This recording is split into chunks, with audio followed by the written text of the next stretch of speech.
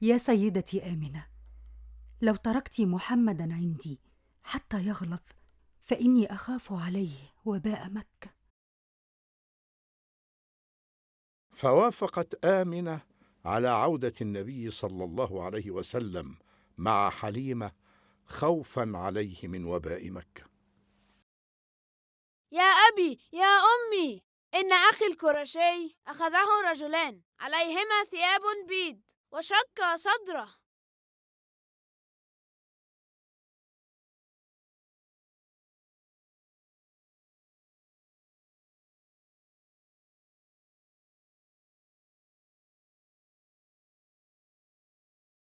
ما لك يا بني؟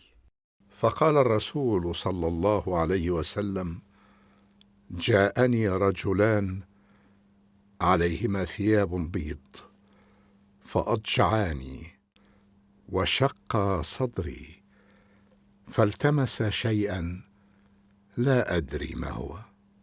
يا حليمة، لقد خشيت أن يكون هذا الغلام قد أصيب، فألحقيه بأهله.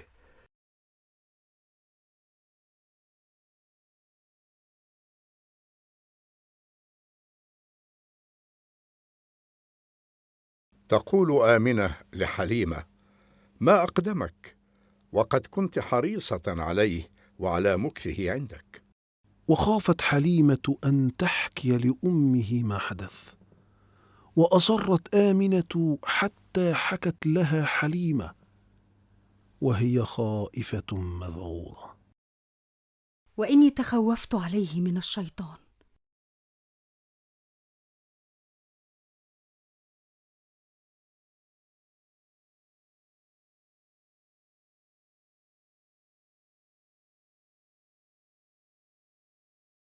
نعم نعم يا سيدي عبد المطلب، وما أجملها من أيام أعيشها إلى جواره بعد أن عاد وهو في الرابعة من عمره.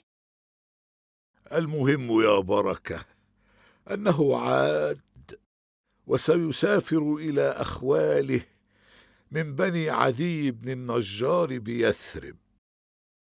هكذا أنت يا حبيبي، ما تكاد تقترب حتى تبتعد.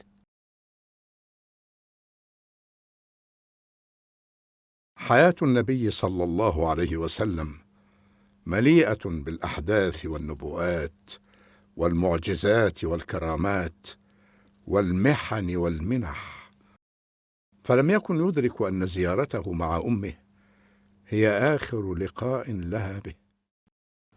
فلقد ماتت في الأبواء بين مكة والمدينة، وإنه لأمر عجيب يا شيخنا الجليل.